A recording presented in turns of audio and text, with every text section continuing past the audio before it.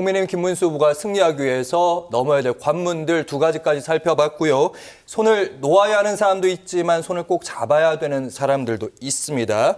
대표적인 세 번째 관문은 한동훈과 이준석입니다.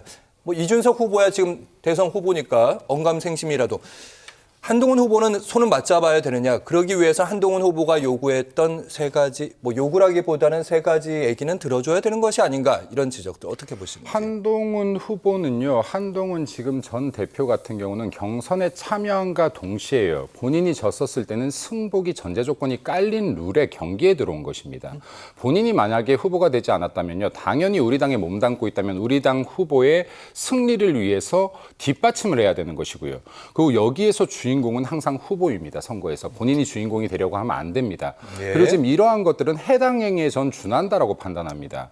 네, 해당 행위에 준한다라고 판단하는데 당원들께서 지켜보시길 바랍니다. 당원들께서요. 진짜 우리 당의 승리를 위해 뛰고 있는 사람들인지 아닌지를 분명하게 평가하길 바라고 지금 한동훈 후보나 한동훈 후보를 따르는 사람들께서 전당대회를 준비하는 것처럼 행동해서 안 된다.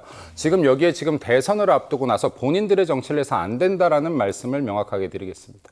김민수 전 대변인님 한 번만 더 추가 질문 좀 드려보도록 하겠습니다. 그러니까 지금 한동훈 전 후보가 여러 가지 목소리, 최근에 보니까 당원을 추가로 이렇게 모집한 운동까지 펼치고 있다고 하더라고요. 국민의힘을 새롭게 태어나게 하겠다. 이런 것들이 전당대회 준비죠. 이번 네. 대선에 대해서 패배를 생각하고 다음은 당권을 위한 행동이다. 지금 이것은 지금 우리 당에서 대통령 후보 선출 과정에 대해서 승복하지 않겠다라는 것과 굉장히 똑같습니다. 이거는 지금 여의도 정치 문법을 안 하겠다고 했던 분인데요. 여의도 정치 문법을 뛰어넘은 굉장히 지저분한 정치 행태라고 저는 보여집니다. 그래서 여기에 한동훈 전 대표나 이를 따르는 자들께서는 이 선거가 끝나고 나서 정말 당원들로부터 심판받기를 원치 않는다라고 하면 적극적으로 지금부터라도 김문수 캠프에서 작은 역할이라도 맡아서 최선을 다하라는 말씀 드리고 싶습니다. 조건 없이 선당후사하라 이런 말씀하셨습니다. 어수선한 국민의힘의 여러 가지 사정을 틈타서 내가 진짜 보수 후보다 이렇게 외치는 후보가 바로 이준석 후보입니다. 지금 최근에 여론조사 여러 가지 발표된 거 보셨을 텐데 아마 다음에 저희가 바로 여론조사 얘기하긴 할 텐데 이준석 후보가 계속 갈 수 있겠느냐 아니면 단일화가 되겠느냐 이런 얘기들 여전합니다. 이준석 후보는 단일화하지 않을 겁니다. 왜 단일화하지 않을 거냐면 40살의 나이에 대통령 선거에 참여할 수 있는 대통령 후보자가 됐다라는 것, 그리고 완주를 했다라는 그 경험 자체가 굉장한 정치적 자산이 될 것이기 때문에 그렇습니다. 더군다나 이준석 후보는 지금 40살이에요. 앞으로 계속 얼마든지 정치할 수 있고, 그렇다고 한다면은 지금 상황에서 그냥 그 단일화를 한다면 나를 중심으로 단일화하라라는 이야기는 할지언정 국민의힘에 절대 끌려가지 않겠다라는 이야기를 할 것이고, 그런 의미에서 이준석 후보가 계속 국민의힘에 대해서 도발을 하고 있는 것이죠. 그런 차원에서 본다면 이준석 후보는 결코 그것이 빅텐트가 아니라 무슨 텐트라도 자기 중심으로 후보 단일화 되지 않는, 국민의힘에 끌려가는 단일화는 절대 하지 않을 것이다. 일각에서는 돈 비용 문제 그것 10%. 때문에. 그것 때문에 결국은 손잡지 않겠느냐라고 생각하는데, 그렇다 하더라도 정치적 자산이 훨씬 더 크기 때문에 단일화하지 않을 거라고 저는 생각해요. 이번에는 어쨌든 자강으로 독자 행보로 성과 내야 된다는 말씀입니다. 돈 문제 생각하지 않고요.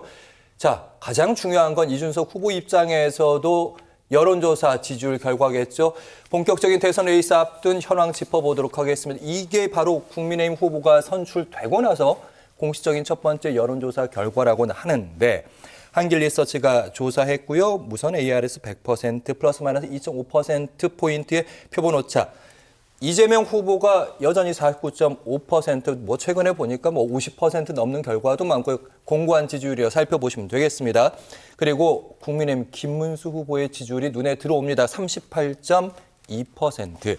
그리고 개혁신당 이준석 후보 5.7%.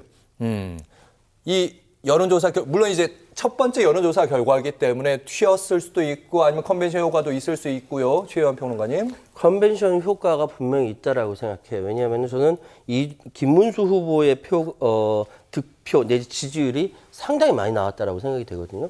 그리고 상대적으로 그것이 나오다 보니까 이준석 후보의 5.7% 후보 지지율은 상대적으로 좀 떨어졌다라는 생각이 들고, 이것이 좀 더 가면 어떤 결과가 나올는지는 잘 모르겠으나 지금 지지율이 이 상태에서 고착화될 가능성이 굉장히 크다.